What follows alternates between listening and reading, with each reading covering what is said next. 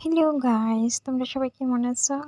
আশা করি ভালোই আছো। আমিও খুব ভালো আছি। তো আজকেও আমরা একটা কাজে গেছিলাম।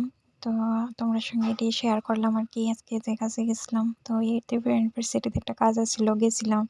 তারপরে আমি একটু ভিডিও করতেছিলাম আরকি। তো তোমরা আমরা ত্রিপুরা ইউনিভার্সিটিটাও একটু দেখালাও।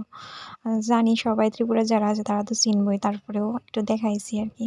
তারপরে আমরা এখানে একটা জায়গা দেখতে গেছিলাম, আমি আর হেমিল্লা। তো জায়গাটা দেখতেছিলাম ঘুরে ঘুরে, জায়গাটা খুবই ভালো আছিল। তো এটাই দেখতেছিলাম আরকি, এটাই দেখতে গেছিলাম। তারপরে ত্রিপুরা ইউনিভার্সিটি গেছিলাম।